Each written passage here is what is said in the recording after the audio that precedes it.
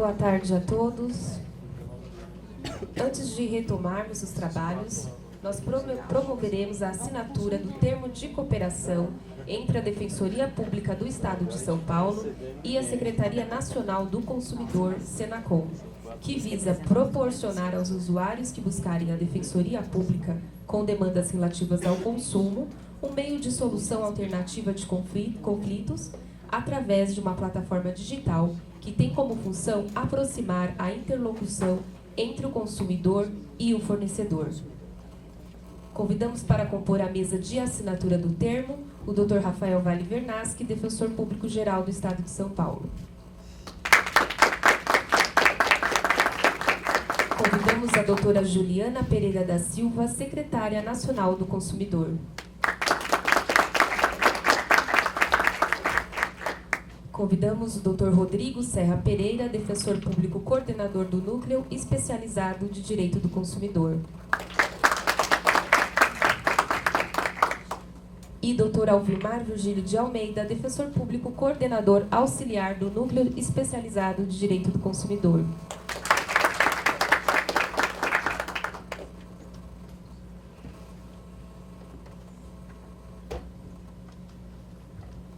Nesse momento, faremos a assinatura do termo.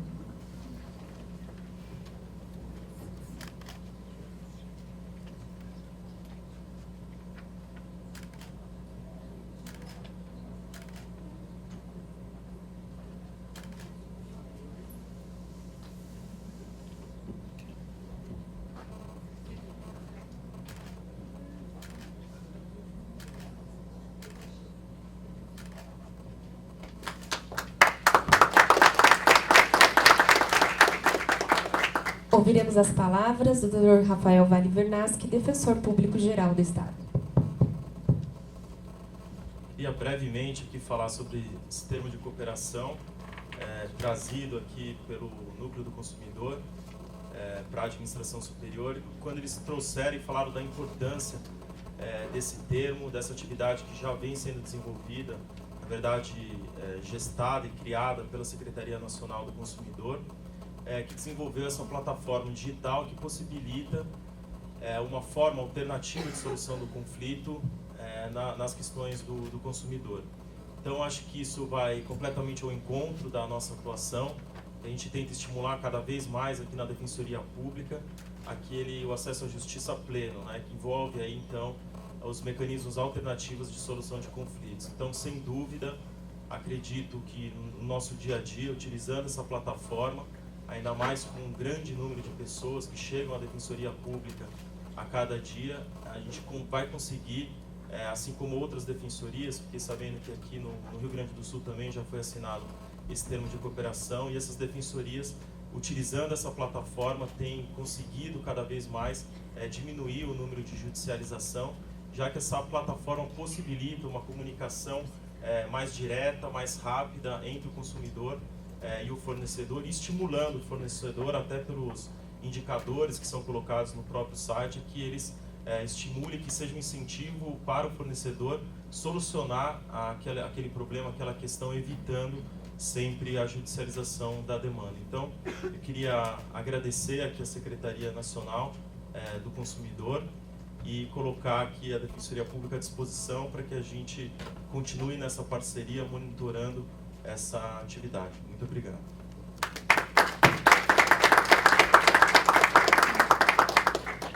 Ouviremos as palavras da doutora Juliana Pereira da Silva, Secretária Nacional do Consumidor. Primeiramente, uma boa tarde a todas e todos aqui presentes. Queria saudar, em nome do Defensor-Geral, Dr. Rafael, os colegas defensores aqui do Núcleo de Defesa do Consumidor. Para nós, da Secretaria Nacional do Consumidor, do Ministério da Justiça, é sempre importante quando a gente consegue deixar Brasília e estar junto àqueles que implementam diariamente as ações que estão voltadas ao cidadão, né? Então, eu costumo dizer que não se faz políticas públicas pensando atrás de uma escrivaninha ou de um de uma mesa dentro de um escritório em Brasília. As políticas públicas, elas precisam, para serem efetivas, chegar até a população. Então, é uma satisfação muito grande assinar essa cooperação aqui hoje com a Defensoria Pública do Estado de São Paulo, que tem, tradicionalmente, essa habilidade, né, de lidar e levar a justiça, né, o direito, a informação, a luz, por que não dizer isso, ao cidadão presencialmente, né? Eu, pessoalmente e profissionalmente, tenho uma alegria imensa quando a gente faz alguma coisa junto com a Defensoria Pública, né? Por quê? Porque a Defensoria Pública, naturalmente, está próxima ao cidadão.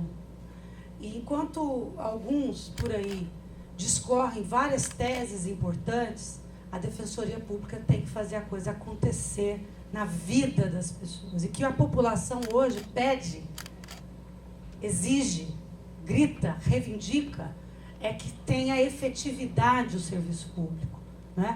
E eu não tenho a menor dúvida que os canais, os defensores públicos e toda a estrutura da Defensoria Pública representa, né, de uma maneira muito forte, esse serviço público que o cidadão brasileiro, né, tem pedido tanto.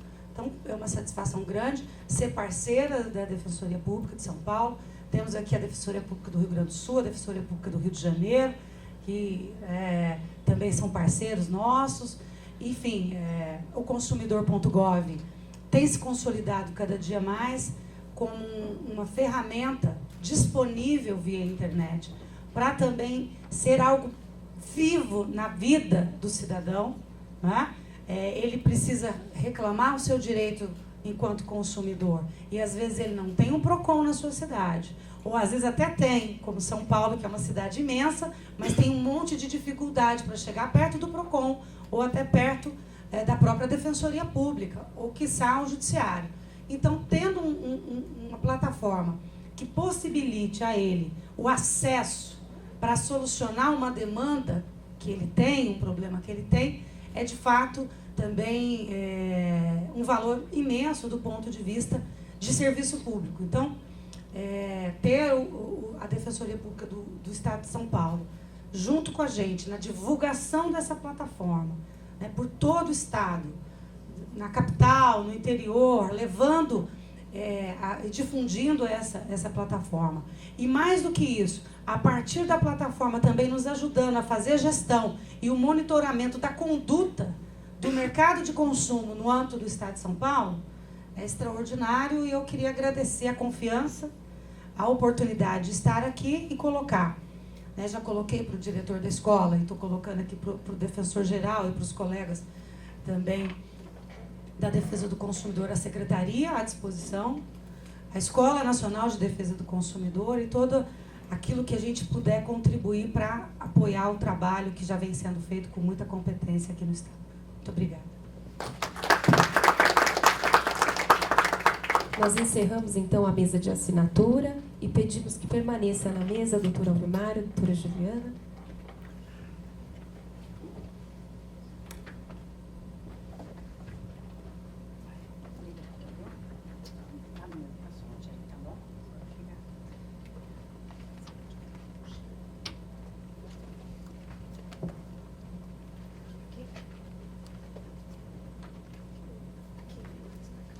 Nós convidamos aqui o palestrante, Dr. Felipe Kirchner, subdefensor público-geral para assuntos jurídicos do Rio Grande do Sul.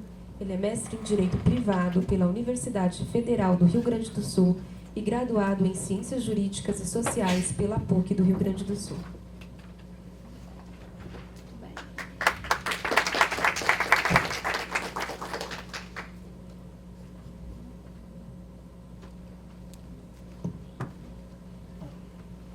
Boa tarde a todas e a todos. Eu gostaria de iniciar aqui a minha fala, primeiro, com os agradecimentos muito efusivos da minha parte, de poder estar retornando aqui hoje a falar para a Defensoria de São Paulo. É sempre, na verdade, uma satisfação imensa que a gente possa conversar entre colegas, né?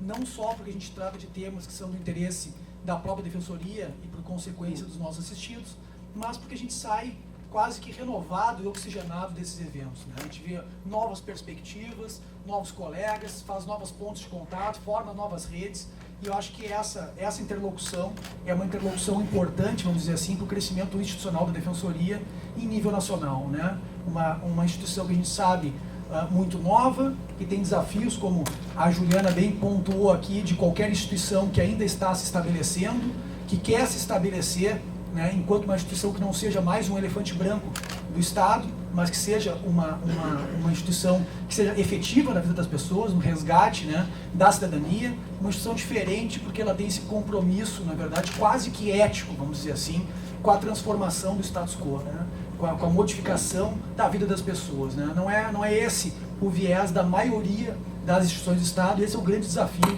da defensoria. Enquanto engrenagem do Estado, talvez a gente conseguir modificar, a gente falava aqui, eu cheguei no aeroporto com a Juliana, dessas dificuldades, né, que o Estado tem em assumir os seus compromissos, em realizar as suas tarefas. A defensoria não pode ser mais uma engrenagem burocrática do Estado, né? Tem que ser talvez uma engrenagem que seja contra-majoritária, contra-hegemônica, inclusive para transformar o Estado, né, num Estado mais ético, mais compromissado com a cidadania. Mas eu gostaria de agradecer muito o convite aqui, na pessoa do nosso defensor público geral aqui do Estado, do Rafael, do núcleo aqui, do Dr. Alvilmar e o Rodrigo, e a escola. Assim, repito, uma grande satisfação para mim estar aqui falando para vocês.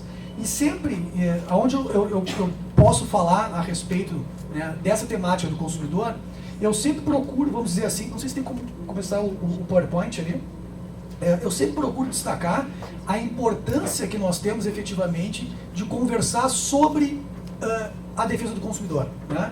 Porque a defesa do consumidor ela acaba sendo um tanto quanto, vamos dizer assim, paradoxal, né? Porque se a gente pegar os nossos bancos acadêmicos aqui, a maioria de nós passamos aí pela Faculdade de Direito, a gente vai ver que a análise científica a respeito do consumidor, ela é muito diminuta, né, no nosso currículo aí da formação do jurista, né? Nós temos aí 8 cadeiras de Direito Civil e a maioria das faculdades do país não conta sequer com nenhuma cadeira de Direito do Consumidor, né? A maioria das faculdades que tem cadeiras de consumidor são cadeiras eletivas.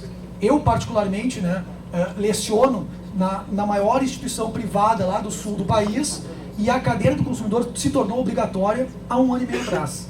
Dá para a gente dizer que a PUC, lá do Rio Grande do Sul, formou até então milhares de juristas que eram quase que analfabetos, vamos dizer assim, nessa temática do consumidor. E isso provoca uma consequência prática muito significativa, né? E é certo paradoxal porque hoje as relações sociais de consumo acabam ocupando talvez um espaço mais significativo do que essas relações necessariamente de direito civil. A gente veio aqui para a defensoria, alguns de nós usando transporte público, a gente foi almoçar aqui hoje, ou seja, a nossa vivência cotidiana são vivências, são relações jurídicas balizadas pela temática do consumidor, né? E nós vemos, e a Juliana me corrige se eu estiver errado, a gente vê um direito mal aplicado, né? Nós vemos um direito que, primeiro, ele é um direito absolutamente complexo. Nós juristas somos treinados, né, em primeiro momento para a gente pensar dentro de caixinhas, né? Eu vou lá numa cadeira e falo sobre processo civil, depois eu vou num outro período e falo sobre civil, mas vem direito do consumidor e acaba rompendo com essa lógica, né? Porque ele tem direito material, direito processual, tem direito civil, administrativo e penal, é tudo ao mesmo tempo, e mais do que isso, né? Ele é um direito que rompe, sem sombra de dúvida, vamos dizer assim, as amarras do próprio direito. Eu não tenho como pensar hoje em direito civil se eu não souber pelo menos um pouquinho de economia, de psicologia social, de marketing, ou seja, outras racionalidades humanas que acabam sendo imprescindíveis para a gente analisar essas relações de consumo, que se modificam, como a gente sabe, né, com uma velocidade assim, espantosa. E se tem uma dificuldade, vamos dizer assim, nessa aplicação, também em razão das peculiaridades desse direito, né? Começa que ele é um direito de desiguais, né? Nós vivemos numa tradição jurídica onde a igualdade é uma igualdade formal. E aí vem os diplomas como o CDC, a Lei Maria da Penha, o Estatuto da Criança e do Adolescente, e dizem não, alguns são iguais, mas outros são diferentes, os diferentes devem ser tratados de forma diferente, né? A gente até compreende um pouco isso, assim, a questão dessa aplicação, vamos dizer assim, normativa, mas nós não conseguimos levar ainda essas compensações de vulnerabilidade, vamos dizer assim, para a realidade da aplicação do direito. A gente vai falar um pouquinho sobre isso aqui, só adiantando um pouco a minha fala, nos contratos de plano de saúde. Vou tentar provocar aqui os colegas no sentido de que é um contrato que nós devemos matizar a essencialidade desse contrato. Se ele é um contrato essencial, ele é um contrato diferente. Ele não é um contrato de compra e venda de uma bicicleta, da compra e venda de uma casa. Porque o valor envolvido nele é um valor diferente. Se ele é diferente, ele exige que os atores do processo, defensores, juízes, promotores, procuradores e etc., advogados, ajam de forma diferente, né? De uma maneira, em certa medida, compensar essas circunstâncias, né? E vamos dizer o seguinte, um direito mal aplicado, e a gente tem que fazer uma certa meia-culpa, né? Se eu pegasse um caso concreto, vou pegar um caso concreto aqui qualquer, o sujeito vai atravessar a rua, agora sai da defensoria, atravessa a rua e vem a ser, uma fatalidade, atropelado por um caminhão aí que está fazendo um frete, por exemplo. Essa parte assistida nos procura, nós vamos entrar com uma ação de ressarcimento civil, de responsabilidade civil, de indenização, e aí a pergunta, com qual diploma nós vamos utilizar para, vamos dizer assim, abarcar e tutelar essa situação?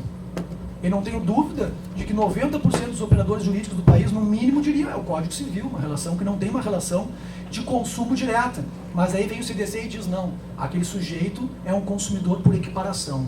Por quê? Porque ele foi vítima de um acidente de consumo. Mas como assim, Felipe? Né? Ele não praticou um ato de consumo. Pois é, o CDC rompe essa história do nexo de causalidade da cadeia de consumo. E aí, meus amigos, a gente aplicar nessa ação o CDC ou não aplicar, é nós começarmos aqui, a gente está falando sobre futebol ali, trágico para alguns, feliz para outros, né? Mas a gente estava falando que hoje iniciar uma ação, né, com a aplicação do código é iniciar 2-0 para o nosso assistido. Porque vai ter sistema objetivo, que vai ter inversão do ônus da prova. Isso se, claro, os atores daquele processo conseguirem compreender, na verdade, todo esse mecanismo de proteção. O CDC fala em julgamento por equidade. Os senhores já viram algum julgamento por equidade, pelo menos em termos de fundamentação de uma decisão? Eu não vi. E está lá. Quer dizer, a gente ainda não usa, passados 25 anos do código, a gente não usa todo o ferramental, vamos dizer assim, que está à nossa disposição. Nós vamos falar aqui, basicamente, sobre a questão dos planos de saúde, né? E aqui, me parece necessário a gente enfocar, né, nessa intersecção dos planos de saúde com a Defensoria Pública, pelo menos duas questões iniciais, né? A primeira, que o nosso assistido, ele tem pouco acesso, na verdade, a esse mercado, que é um mercado de seguros, assim, mercado lato sensu de seguros. O plano de saúde é vamos dizer assim, dos braços, né, desse mercado, dessa securitização. Por várias razões. Primeiro, pela baixa renda, pelo desconhecimento dele, pela pouca cultura de prevenção que nós temos, né? Mais do que isso, né, nós temos, em razão da situação do nosso assistido, talvez uma necessidade de ampliar o acesso dele a esse mercado. A professora Cláudia veio ontem, né, falar sobre o superendividamento, não foi isso? Hoje para amanhã? Isso. Então, a professora Cláudia, a gente sabe, a gente tem uma grande interlocução lá entre a URGS, né, e a Defensoria lá no Rio Grande do Sul, e a gente sabe que o nosso assistido é aquele que está mais adstrito à situação de superendividamento. Porque qualquer alha que aconteça na vida dele, um desemprego, um divórcio, uma doença na família, coloca ele numa situação, vamos dizer assim, de impontualidade e leva ele a uma situação onde ele não vai conseguir resgatar a situação de adimplência, e isso vai tornar ele, muitas vezes, um escravo daquela relação. E aí vem a necessidade de ele ter algumas compensações, e o plano de saúde pode ser uma delas, o seguro pode ser uma outra delas. Só que a gente vê que o nosso assistido, repito, tem pouco acesso a isso.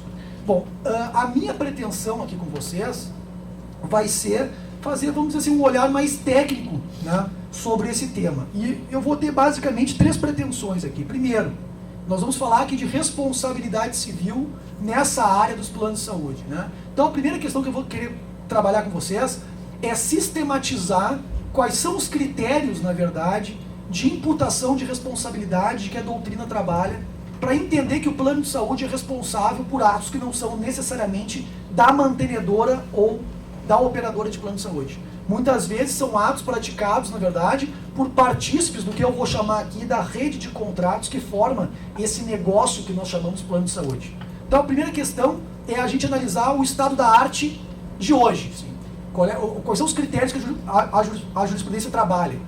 E eu vou ter uma segunda pretensão de tentar passar para os colegas um novo paradigma, né, que nós vamos chamar aqui da teoria sistêmica e da conexidade contratual, que é uma questão que a gente vai aplicar, vou tentar aplicar com vocês aqui nos planos de saúde, mas que a gente vai poder usar para outras operações, na verdade, contratuais. Vai ser um pouquinho mais ampla do que essa discussão, mas a gente vai tentar aplicar aqui. E apresentar, por fim, algumas situações da nossa vivência lá da Defensoria do Rio Grande do Sul. Né?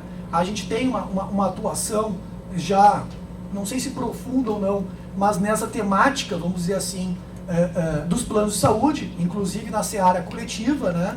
Então talvez falar um pouco, né, dessas causas, vamos dizer assim, de judicialização que nós estamos enfrentando lá, até para atalhar para vocês, os colegas aqui, algumas questões que vocês certamente vão se deparar processualmente na nossa atuação prática como defensores. Então eu pensei em conversar com vocês aqui, dividindo a minha fala em 3 grandes partes. Primeiro vou falar um pouquinho sobre o mercado de seguros no Brasil e os desafios quando a gente fala do contrato de plano de saúde, né? Esse instrumento contratual que é um instrumento contratual muito complexo. E por ser muito complexo impõe desafios a defensores e demais operadores jurídicos. Segundo, vou falar sobre a responsabilidade civil. E terceiro, vou falar sobre essas causas, então, de judicialização.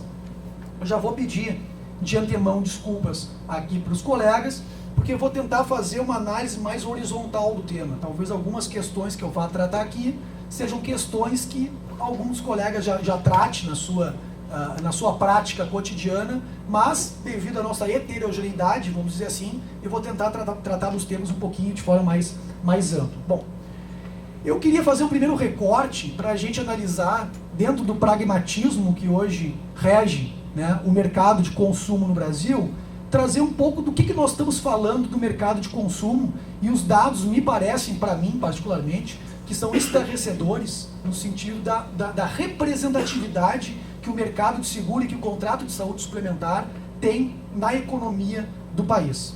Né? Quando a gente fala de mercado de seguro, a gente está falando basicamente de 3 áreas. Né? Seguros, previdência privada e saúde suplementar. Né? Houve, né, sem sombra de dúvida, uma grande ampliação desse mercado nos últimos anos. Essa ampliação se deve a diversos fatores. Né? A gente poderia destacar esse momento de estabilidade econômica, a questão de uma certa autonomia dos fornecedores na regulamentação dos seus contratos, o que implicou numa diversificação, né, dos produtos e no crescimento de alguns ramos, vamos dizer assim, que no Brasil não eram ramos tradicionais e que hoje passam a fazer parte cada vez mais da nossa realidade. Então eu fiz alguns recortes aqui para a gente conseguir pensar nessa evolução desse mercado, e o primeiro recorte vai de 1990 a 2013. Nesse período, senhores, a gente passou a receita desse mercado englobando essas 3 áreas, seguro, previdência privada e saúde suplementar, a receita passou de 32, aqui os dados estão em dólares, mas 32 dólares por habitante para 443 dólares por habitante. Né? Se a gente fizesse os valores envolvidos dividido pelo número de habitantes aqui do país. O conceito do PIB que esse mercado representa, que em 1990 era de 1,2% do PIB, em 2013 ele alcançou 6,1% do PIB no Brasil.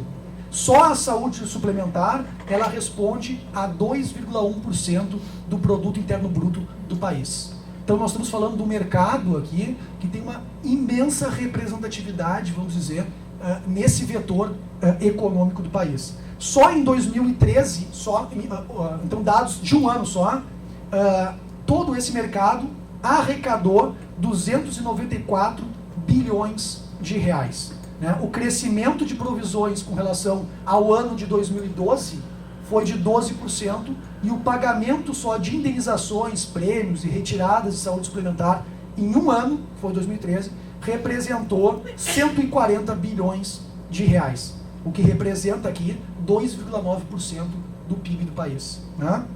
Em 2013 para 2014, um período que já começava a se avizinhar, vamos dizer assim, o que a gente identifica hoje economicamente como uma certa crise, uma recessão econômica. Esse mercado, o mercado global, envolvendo essas três áreas, cresceu 9,7%, só a saúde suplementar cresceu 16,5%. Então, um mercado que, independentemente de crises financeiras, não só se mantém estável, como mantém uma crise, vamos dizer, uma curva de crescimento bastante acentuada, né? E os estudiosos aqui desse tema colocam que no Brasil ainda existe um grande espaço, vamos dizer assim, para esse crescimento. Enquanto a representação desse mercado no nosso PIB é de 6,1%, a gente verifica que outros países mais desenvolvidos economicamente, essa parcela do mercado de seguro representa mais de 8%. Então nós ainda temos uma margem muito significativa para esse mercado crescer e a tendência é que ele cresça. Agora, qual é o nosso problema, vamos dizer assim, para o nosso assistido? É que a defensoria, também de forma contra-hegemônica, ela serve um pouco, vamos dizer assim, para barrar esse crescimento que em algumas situações ele se amplia de forma abusiva, né? Então a gente já nas reuniões lá do sistema, a gente vem tratando dessas questões, a venda casada de seguros em contratos de consumo, a venda de produtos inadequados para o consumidor, porque o gerente do banco que não sabe nada sobre isso, sobre o mercado de seguros, aquele lato senso, tem que bater metas e tem que vender o seguro. Quer dizer, o crescimento pela enganosidade, pela falta de informação, pela vulnerabilidade, né? Então uma grande fatia desse mercado, a gente pode dizer, e fica essa crítica, né, nesse crescimento econômico, ele não se dá de forma saudável, mas ele se dá de forma também, muitas vezes, espoliativa. E é um pouco dessa tendência em barrar esse crescimento espoliativo que a gente vai tentar falar aqui um pouquinho. Bom, peculiaridades do contrato de seguro lato sensu, né? Primeiro, ele é tão relevante, vamos dizer assim, socialmente, que ele é considerado hoje um direito social.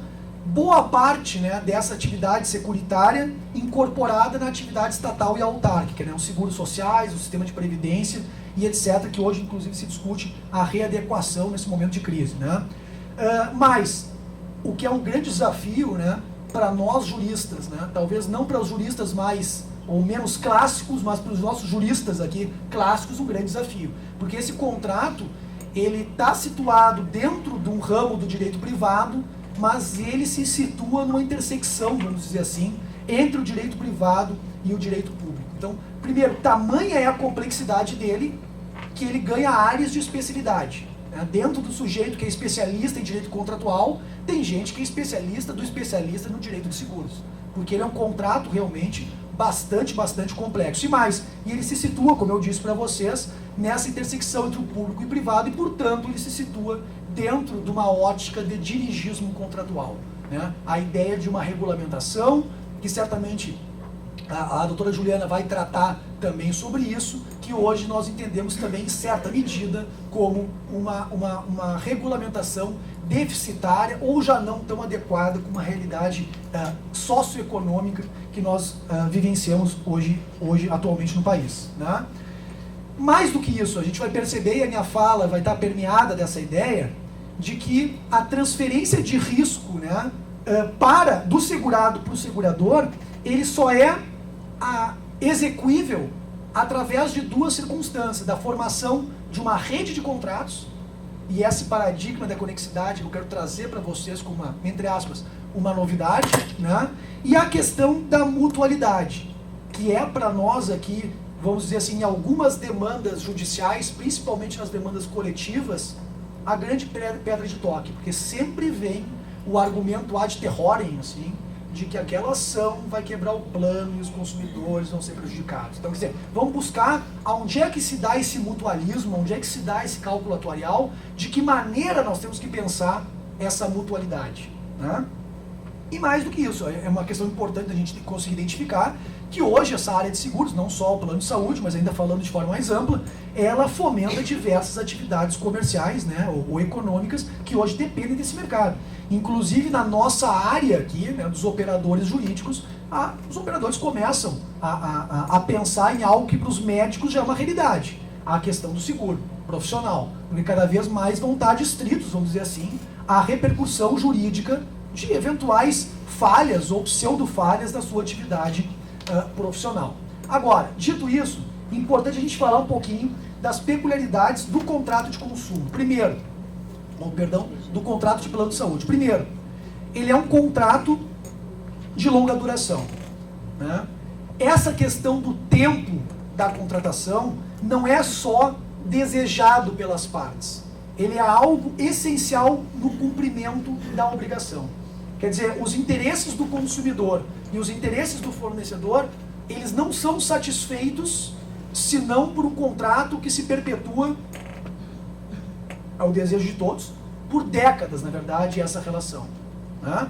Segundo, como eu já disse, e vou ampliar isso aqui na minha fala, ele é um contrato que só pode ser pensado através de uma ideia de uma formação de uma rede contratual. Porque nós temos uma multiplicidade de vínculos ali, vou trabalhar mais sobre isso aqui depois, mas uma multiplicidade de relações jurídicas. A relação do consumidor com o plano, do plano com o hospital, do plano com o médico, ou seja, tudo isso gerando um negócio aqui que nós chamamos plano de saúde, né? E mais, né? É difícil para nós aqui, e estou pessoalizando vocês dentro do bolo aqui, que nós tivemos a nossa aula de direito contratual, que ele não é pensado sobre a ótica do negócio, ele é pensado sobre a ótica do instrumento, nós captarmos essa conexão entre os pactos. E mais do que isso, que é a novidade que eu quero tentar trazer para vocês, que existe repercussão, vamos dizer assim, de vicissitudes de um pacto no outro. Que um dano em alguma questão reverbera em toda a rede e que pode ser oposta à responsabilidade entre todos os partícipes dessa rede. Tá? Terceira questão que eu destacaria, e aqui uma questão importante que eu não vou ter tanto tempo, né, para destacar com vocês, mas estou pegando lá um paradigma da Teresa Negreiros, que ela chama de paradigma da essencialidade. Esse é um contrato nitidamente existencial, nitidamente essencial. Porque nós estamos falando, eu acho que nem preciso perder tempo, né, para nós defensores, isso é uma questão, acho que ponto comum, um contrato que realiza, vamos dizer assim, um direito fundamentalíssimo do consumidor. Então, muitas vezes, senhores, que é uma questão interessante, por trás de alguma demanda, e como é difícil a gente passar isso muitas vezes, né, para o julgador, por trás de uma demanda que nós estamos discutindo em algumas situações, interesses nitidamente patrimoniais, nós temos um interesse existencial por trás. Muitas vezes eu vou entrar com uma demanda discutindo um reajuste, uma readequação daquela precificação, né, daquele prêmio, daquela mensalidade que o consumidor vai ter que pagar para ter aquela cobertura do plano de saúde. Agora, isso que é uma questão econômica pode importar na tutela individual ou coletiva, na extirpação daquela pessoa, daquele serviço que para ela é essencial. Eu vou falar lá no final da questão que para nós é muito cara, a gente teve uma atuação, vamos dizer assim, institucionalizada lá na Defensoria do Rio Grande do Sul, a questão da proteção do consumidor idoso. Quer dizer, dentre os consumidores que são vulneráveis, alguns são mais vulneráveis do que os outros, né? E a gente percebe que esse é um mercado expoliativo, né? As operadoras, muitas vezes, longe de um paradigma ético, vamos dizer assim, de manutenção do negócio, eles querem muitas vezes alijar essas pessoas do plano. Claro, né? Porque é o momento onde as pessoas gastam mais do que elas efetivamente estão contribuindo. E aí que a gente pergunta, bom, como é que a gente vai fazer esse cálculo atuarial? Não dá para ser só naquele momento, porque aquelas pessoas que muitas vezes chegaram até uma idade avançada no plano de saúde contribuíram por longos anos para aquele plano, né? Engrossando o caldo e mantendo a mutualidade para que outros pudessem ter utilizado. Então essa é uma lógica que a gente tem que trabalhar também judicialmente. E a quarta questão e última dentro dessas peculiaridades que eu gostaria de destacar para os colegas, está num paradigma que a professora Cláudia, que esteve aqui hoje, trabalha muito bem. Inclusive a expressão, né, é dela, os contratos cativos de longa duração. Quer dizer, tudo isso, longa duração dos pactos, complexidade, mutualismo, né, essencialidade do contrato, gera uma grande dependência, uma grande catividade, vamos dizer assim, do consumidor. O que, na verdade, a gente tem que reconhecer que é altamente potencializado em algumas contratações, como é o que eu acabei de dizer, a contratação dos idosos. Se nós já temos um contrato, então, eu diria, consumidor abstratamente ele é um vulnerável, eu diria que o consumidor de plano de saúde, ele é vulnerável ao quadrado. Talvez o consumidor de plano de saúde idoso seja ao cubo e assim por diante. Porque nós vamos tendo camadas e camadas de vulnerabilidade. Todas aquelas vulnerabilidades técnicas, econômicas e etc. são potencializadas em algumas situações. né? E aqui nós estamos falando desse contrato que tem toda essa situação. E qual é o problema? Não sei se os senhores trabalham com essa temática do consumidor e com a temática dos planos de saúde na sua vivência prática, mas qual é o problema que nós temos muitas vezes com o nosso assistido, quando ele chega até a defensoria, com a dona Maria e com o seu João ali, que chegam para a gente atender? Algumas incompreensões, né? Primeiro, é difícil, né, para o nosso assistido, já é difícil para a gente, né? Quanto mais para o nosso assistido, ele compreender a complexidade dessa arquitetura contratual, de qual é a parcela de responsabilidade, vamos dizer assim, entre todas as pessoas do qual ele está se relacionando. Algumas dessas pessoas que, inclusive, não são visíveis para ele, né? Mais do que isso, é difícil a gente compreender, principalmente para o nosso assistido, a aleatoriedade do contrato, né? Ele é um contrato aleatório, quer dizer, em alguns momentos ele está pagando e não está ganhando, em outros momentos ele está pagando e está ganhando muito mais, ou seja, ele é um contrato que vai oscilando, vamos dizer assim, conforme a circunstância concreta, né? E mais, existem algumas incompreensões, e esse é um ponto muitas vezes fundamental, e é aí que ressurge aqui várias das demandas jurídicas, na cobertura e nas limitações de risco, né? Não são todos os interesses que são segurados pelos contratos de seguro, não são todas as doenças e ocorrências que são cobertas pelos planos de saúde. E aí a tarefa do defensor, ela acaba sendo, naquele caso concreto, analisar a partir de que ótica determinada limitação passa a ser abusiva ou não. Quer dizer, essa é a sintonia fina e a dificuldade que nós temos muitas vezes de passar isso para o discurso judicial. Vejam que o papel, como já diria até o Supremo na recente ADIM nossa sobre o papel aceita tudo, na verdade, né? Mas, na verdade, é difícil que a gente consiga passar para o julgador ou para os outros atores todos esses aspectos que me parecem aspectos fundamentais para a resolução do caso, que é essencial, que existe uma catividade, que o meu assistido tem dificuldade de compreensão, que a informação para ele adequada é uma informação que não é a mesma informação para o magistrado que pensa lá dentro do globo dele, dentro da casinha dele, dentro da situação concreta dele, né? Muitas vezes o meu assistido não é só o meu assistido, é o meu assistido idoso, tem uma baita de uma vulnerabilidade. E aí o Bruno, que vai falar para vocês amanhã, é isso? Ele tem aquela expressão, olha, informação não é só prestar informação, é informação adequada. A informação adequada é aquela relativa àquela pessoa ao qual eu estou, na verdade, vinculando a informação. Bom, nós estamos falando aqui, senhores, e fazendo só alguns outros recortes aqui com os amigos, falando de duas situações, mas que eu vou só explicitar elas, porque as duas vão estar no mesmo bolo aqui para mim. A ideia de um plano, dos planos de saúde e dos seguros de saúde, né? Os planos de saúde, aqueles em que o sujeito tem atendimento com base numa rede credenciada, e o seguro saúde, aquele que nós não temos uma limitação dessa escolha do profissional e tem um pagamento, um ressarcimento de valores que é prefixado também com relação aos profissionais que o consumidor teoricamente vai ser livre, né, para escolher. Esse paradigma que a gente vai falar com algumas adaptações vai servir para as duas situações, tanto para o seguro-saúde quanto para o plano de saúde. Mais do que isso, os serviços médicos envolvidos, nós estamos falando aqui da atividade médica, de exames laboratoriais, de exames clínicos, de intervenções cirúrgicas e algumas situações de serviços odontológicos. Estamos falando de pessoas que podem vir a ser responsabilizadas em diversos níveis, né?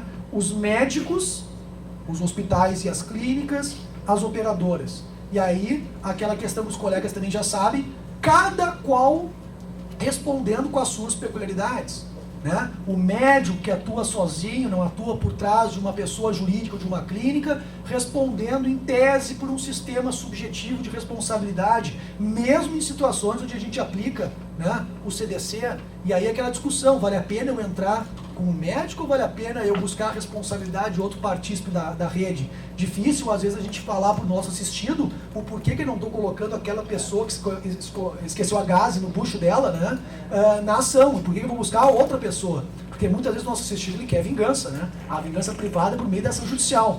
Então, assim, essas questões também são importantes no momento da nossa decisão de como judicializar, né? Ou de como, a gente falou aqui do consumidor.gov, também de buscar a solução, não necessariamente judicializar, né? Bom, nós temos aqui, também para finalizar essa parte, basicamente 3 tipos de contratos quando nós falamos em plano de saúde, né? Nós temos aqueles que nós chamamos dos contratos antigos, que são os contratos anteriores à Lei Geral dos Planos de Saúde, que é a Lei 9656, lá de 98. Esses planos antigos são planos, dá para se dizer, não regulamentados e que tem uma dificuldade adicional, né? Vejam que nós temos aqui uma dificuldade, inclusive com a ANS, vamos dizer assim, de aplicar inclusive o CDC para essas operações. Temos os planos novos, que são posteriores à Lei Geral dos Planos de Saúde, e temos os planos novíssimos, que nós chamamos, que são os planos posteriores ao Estatuto do Idoso. Aqui no que respeita a essa normatização aqui, aplicável ao caso, primeira questão que eu não vou perder tempo, né? A incidência do CDC a essas relações, né? Mesmo aquelas relações que são, vamos dizer assim, custeadas por um empregador e que os consumidores acabam se beneficiando desse plano, né, que é custeado pelo seu empregador. Aqui nós falamos de inversão do ônus da prova, com a questão dos dois sistemas, não só do sistema judicial, mas também o sistema legal, do artigo 12 e artigo 14, sistema objetivo, tutela individual e coletiva. Duas questões me parecem, ou três questões me parecem relevantes nesse aspecto, né? Primeiro, a prevalência do CDC sobre a Lei Geral dos Planos de Saúde. Por quê? Por uma questão de hierarquia. A professora Cláudia também tem doutrina nesse aspecto, CDC como uma norma materialmente constitucional. Embora cronologicamente anterior, uma norma hierarquicamente superior. Mais do que isso, uma prevalência também do Estatuto do Idoso sobre a Lei Geral. Aqui, por todos os critérios hermenêuticos. Hierarquia, cronologia, especialidade. Mas mais do que isso, pessoal, me parece, e aqui é a provocação que eu faço também aos colegas, me parece inadequada a ideia de que nós temos aqui uma real antinomia ou confronto entre a Lei Geral e o CDC. Por quê? Porque a Lei Geral dos Planos de Saúde, ela só estabelece parâmetros. Agora, quem fixa os parâmetros e que, teoricamente, consubstancia juridicamente as ilegalidades é o contrato de plano de saúde. Então, a aferição tem que ser feita não entre o CDC e a Lei Geral, mas entre o CDC e o contrato de plano de saúde. Se eu pegar só um exemplo para vocês, a questão da faixa etária dos idosos, o que a Lei Geral do Plano de Saúde faz? Precifica as faixas. Quem é que efetivamente concretiza o reajuste ilegal ou legal? É o contrato. Então a dicotomia não se dá, salvo o melhor juízo, entre a lei e o CDC. Se dá entre o CDC e o contrato. E aí não tem nenhuma dúvida, né, da prevalência do CDC com base no instrumento contratual privado. Né? Bom, a jurisprudência, tentando antecipar aqui as minhas questões, ela já, mais ou menos de forma tranquila, pelo menos o STJ, já entende pela legitimidade passiva da mantenedora do plano nas ações de responsabilidade civil. Aqui eu estou precificando a questão do erro médico, que é o que mais, né, chama atenção na jurisprudência, mas que é uma questão que poderia ser utilizada para todos os tipos de dano. E quais são os critérios aqui, pessoal? Eu precifiquei com vocês aqui, eu quantifiquei pelo menos 6, né, que eu vou falar rapidamente aqui. A questão da solidariedade, que é uma questão posta lá da cadeia de consumo. A questão da teoria da aparência, que é um dos critérios pouco usuais, na verdade, mas me parece pouco usuais, porque nós, operadores, provocamos pouco esse tipo de critério. E o que é a teoria da aparência? O consumidor, ele procura o médico, que ele entra no site da operadora e acha o médico. Quando ele chega no consultório do médico, está o logotipo da operadora. Quando ele assina, ou seja, para o consumidor leigo, tudo é uma mesma coisa, né? O médico, ele é quase que um preposto, né, da operadora. Ele não é preposto, ele é subordinado, mas tem uma vinculação com a operadora. Teoria da aparência. Né? Terceiro, descumprimento do objeto do contrato. O contrato não é só a cobertura de doenças precificadas, é a realização da saúde. Então a gente vai ter aquela discussão, né, que chega a ser ridícula e patética. Né? O contrato, ele cobre o tratamento de... me fugiu agora para câncer. A quimioterapia. Mas quando o médico diz que a quimioterapia vai ser feita em casa, não cobre, porque é medicamento. Por favor, né? Inclusive é uma situação que é benéfica para a operadora. Então, ou senão vamos deixar o cara internado mais 90 dias e eles pagando uma UTI. Quer dizer, não tem a mínima racionalidade. É uma forma perversa, na verdade, de não querer cumprir o contrato. E isso não é nem jurídico, né? É uma questão minimamente de bom senso aqui, né? Culpa e elegendo a ideia de que o própria operadora de saúde elege aqueles médicos que ela vai credenciar. A subordinação, o que é importante aqui? Não se exige preposição, porque efetivamente o médico ele é um profissional liberal ou ele é um cooperativado em algumas situações, como é o caso, por exemplo, lá da Unimed, que é uma cooperativa. Agora, que existe um vínculo de subordinação, não há dúvida. Por quê? Porque de uma forma ou de outra, embora o médico ainda seja um ser assim, vestal, né, quase que endeusado, assim, ele ainda é subordinado do plano, ele segue procedimentos, ele segue protocolos, né? E tem a questão, para finalizar, a questão do risco-proveito, que lá, até mesmo lá no âmbito do Código Civil, já está como uma dos fatores de erosão da subjetivação da responsabilidade, lá na cláusula do 927, teoria do risco, né? Aqui, independentemente da pessoa ter um proveito econômico, né? Então, teoria do risco criado aqui, né? Bom, e aí, senhores, eu queria falar com vocês um pouquinho sobre essa outra ideia, que é a ideia de uma conexidade. Por quê?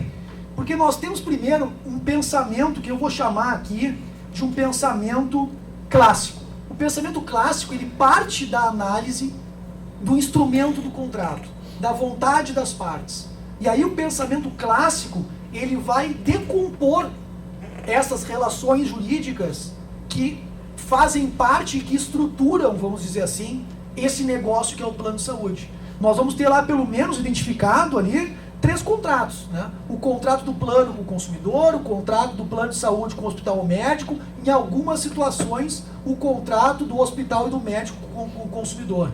Quando ele próprio médico vende situações ou cobra valores para além daquelas questões do plano, que são antiéticos, são ilegais, etc., mas que efetivamente ocorrem na prática, né? Agora, o que a gente tem que começar a pensar dentro desse novo, vamos dizer assim, paradigma contratual aqui? A gente passa a analisar não o instrumento, né, mas a estratégia geral do negócio. E aí eu vou chegar, através do negócio, aos seus elementos constitutivos. E aí, pessoal, a representação desse contrato ele fica um pouquinho mais diferente. Porque não são contratos diferenciados entre si, mas são contratos que, como consta ali, são contratos que têm uma mútua relação de interdependência, que só existem porque existem os outros contratos que lhe dão suporte. Só existe o contrato do consumidor com o plano de saúde porque existe o contrato do plano de saúde com centenas de médicos, com dezenas de hospitais, com clínicas de exames e etc. Só existe esse contrato do hospital, do médico com o plano de saúde porque existem os consumidores. E assim por diante, numa relação que nós chamamos aqui relação interna bilateral. O pensamento clássico, ele só enxerga a relação interna unilateral. A gente não tem tanto tempo para falar dessas questões mais aqui acadêmicas, mas o pensamento clássico ele vai identificar que um contrato importa em consequências para o outro quando tem uma relação de acessoriedade. É o contrato de sublocação, de fiança e etc.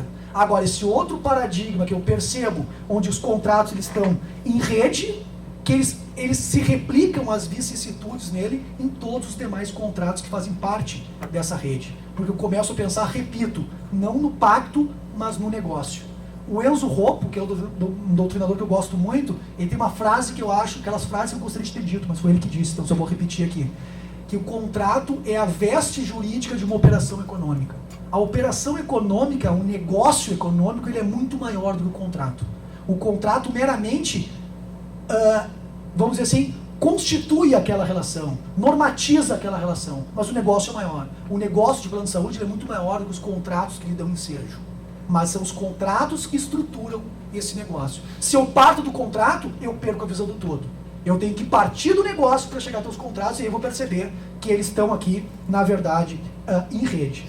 O nexo, na verdade, dentro desses contratos, é o que a doutrina chama aqui de uma causa supracontratual, né, ou uma causa sistemática. Quer dizer, os contratos, eles servem não para aquela situação só das partes que estão contratando nominalmente consumidor plano de saúde, mas serve para todos os demais contratos que estão, assim, vamos dizer assim, adstritos àquela rede. O contrato de cada consumidor, como eu já disse aqui, pela mutualidade, vai servir para pagar o valor dos demais consumidores, vamos dizer assim, que participam dessa rede. E aqui, senhores, a gente não tem também muito tempo para conversar, mas eu só coloquei a doutrina de um argentino, que é o Lorenzetti, e ele vai, vamos dizer assim, colocar quais são os pressupostos para mim verificar se existe a conexidade, né, em uma relação ou não.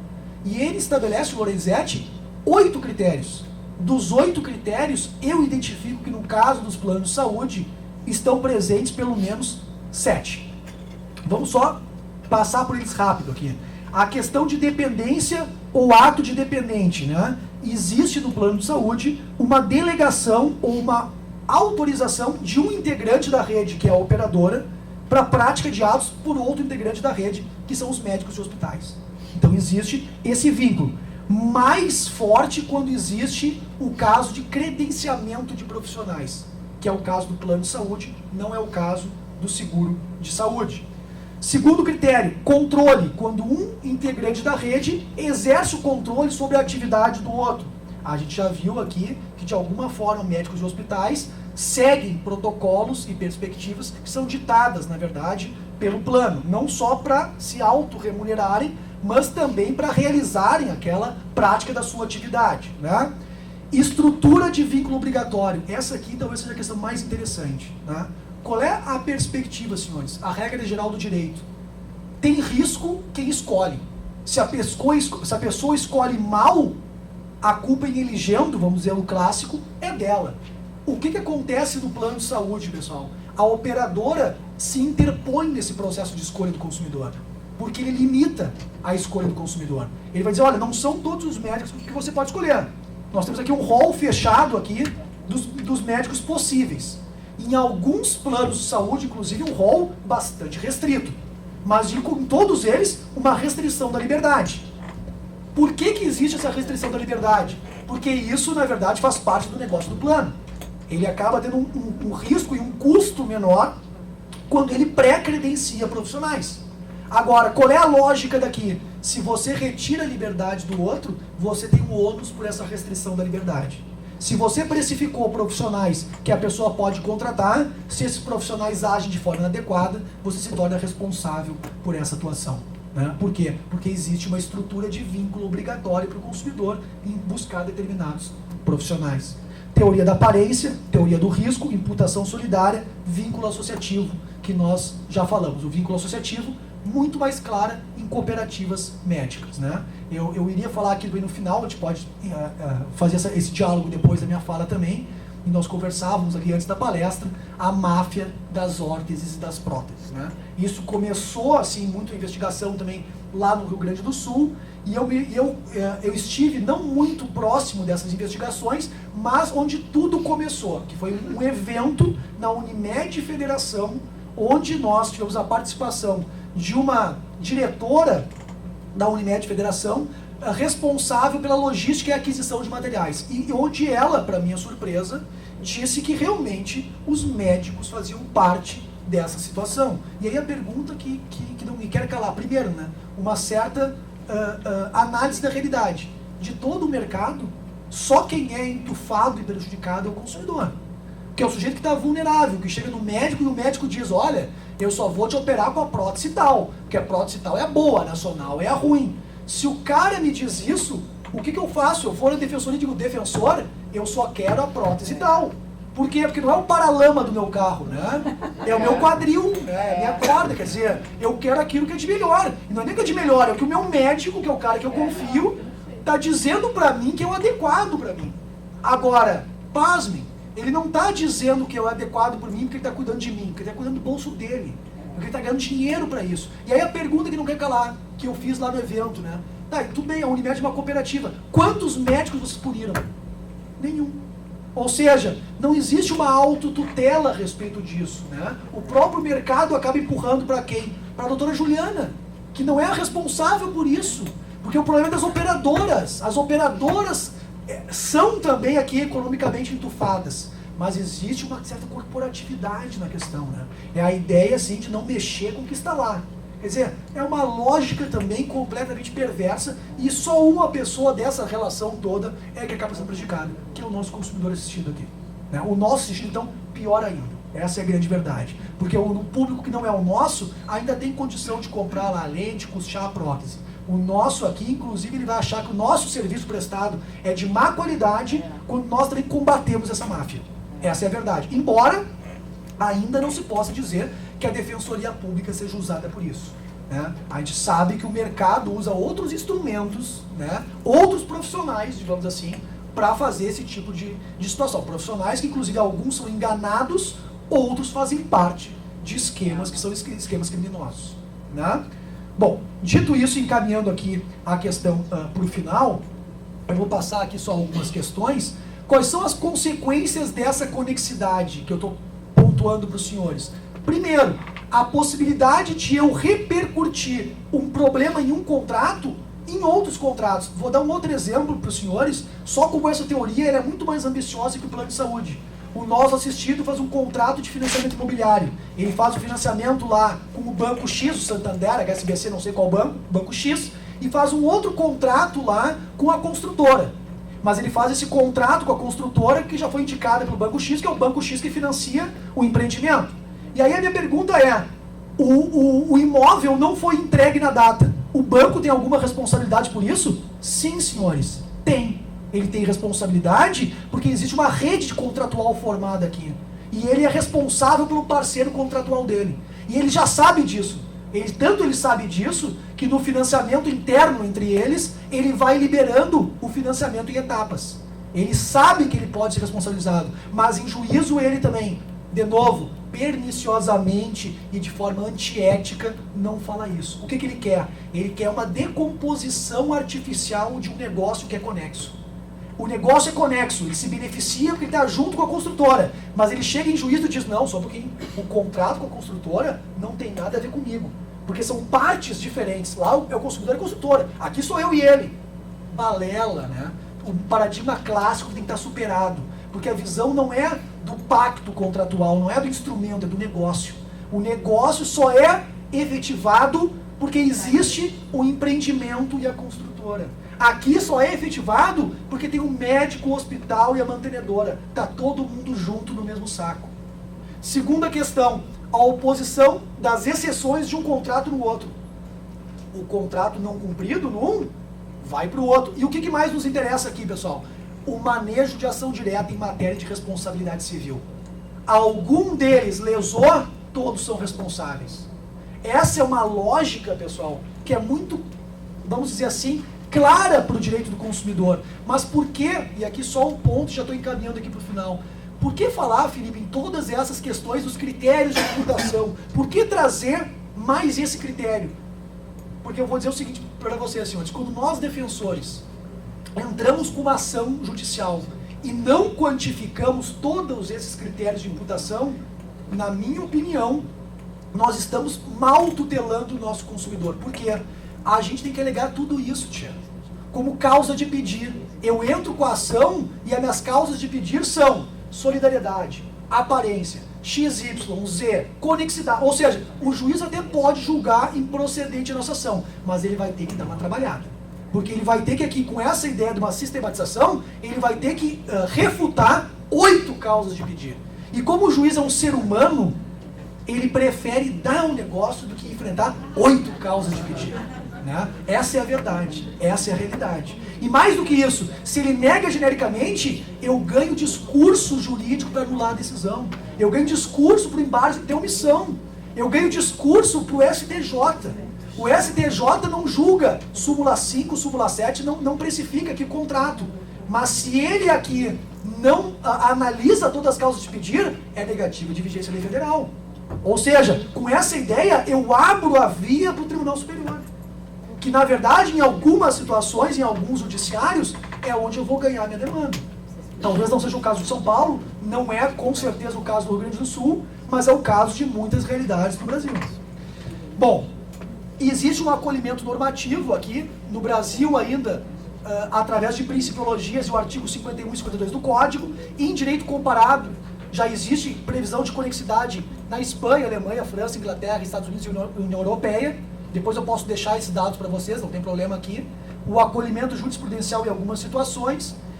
E aqui, só para pontuar para vocês, a gente pode seguir isso depois dos nossos debates aqui, o que está, para a Defensoria do Rio Grande do Sul, pegando mais, assim, o que gera mais a judicialização, vamos dizer assim, para a gente, né? Primeira questão da ampliação compulsória das coberturas, né? Uma ideia que vocês devem trabalhar isso também cotidianamente. A questão, só para a gente pontuar o que é isso aqui, a mora do segurado no pagamento da mensalidade, ele está em atraso, e a seguradora acha que não deve cobrir o contrato porque ele está em atraso, não. Ela não pode fazer uma rescisão unilateral do contrato. Se ela quer rescindir, ela tem que notificar o consumidor. Então, o máximo que a gente poderia pressupor é que ela não vai dar cobertura até que ele pague, mas ela não pode deixar de cobrir e declarar o contrato rescindido pela mera situação de mora, né? A omissão culposa da informação essencial, muitas vezes o consumidor que deixa de informar lá também, né, alguma doença pré-existente, por exemplo. Aqui tem um caso de má fé dos nossos assistidos que pode acontecer. E aí, tia, o contrato é rescindido? Não, vamos alterar o valor do prêmio. Agora, não quer dizer que tu não vai ter que ter a cobertura também. A operadora pode ter todas as condições instrumentais para buscar a reparação daquela mutualidade, né? Mas não, de novo, rescindir o contrato unilateralmente. Ampliação de cobertura, reabilitação de cobertura, unilateralmente os caras retirando cobertura através de notificações extrajudiciais. Quer dizer, absurdo, né? Não é viável um contrato que é bilateral que uma das partes haja unilateralmente, né? E 3 questões aqui, uma eu já falei, que a gente atua muito forte. A questão do aumento abusivo aqui aos idosos, atuamos isso na esfera coletiva, e a questão do equilíbrio atuarial dos planos, que eu vou destacar para os senhores aqui só uma premissa, né? O equilíbrio atuarial, como é que as operadoras agem assim, na praxis jurídica do processo? Elas tentam cristalizar a ideia do sinalagma no momento em que nós estamos discutindo. Ou seja, vamos imaginar a seguinte situação clássica. Eu quero discutir que o consumidor aqui, idoso, ele está ganhando mais do que ele está pagando. Não, né? Essa questão do equilíbrio atuarial, ele tem que ser dado de forma dinâmica na relação. Todos os momentos onde aquele consumidor ingressou no plano e onde ele está hoje. Por quê? Porque ele ingressou no plano num período de carência, onde ele só pagava e não ganhava nada. Onde a operadora só se contabilizou, só aumentou o seu lastro financeiro. Depois desse período de carência, qual é o comum? Que ele não use o plano, porque ele é mais jovem, vamos dizer assim, uma situação de normalidade, como 80% das pessoas entram nos planos de saúde. E depois, sim, lá no final, ele vai acabar efetivamente, né, na maioria das situações, gastando mais do que ele efetivamente aporta. Mas eu não posso cristalizar o equilíbrio atuarial, na verdade, nesse momento. E mais do que isso, equilíbrio atuarial não é só responsabilidade do consumidor. E encerro falando isso aqui. Também é responsabilidade da fornecedora. Ela tem que aportar novos consumidores. Ela tem que ter eficiência gerencial. Não é o consumidor que é responsável pelo equilíbrio. É a própria mantenedora do plano. Ela tem a obrigação de estar sempre evoluindo e readequando a sua carteira. Então seriam essas as provocações aqui, pessoal. De novo, agradeço muito o convite. Estou sempre, na verdade, à disposição aqui dos amigos para a gente ampliar esse debate. Muito obrigado. Nós que agradecemos aqui em nome da Defensoria de São Paulo esse tema tão complexo como você iniciou dizendo e agradecemos muito, inclusive nessa exiguidade do tempo, conseguir jogar luz para a gente diante de tantos problemas, tantos desafios que a gente tem nessa área dos planos de saúde.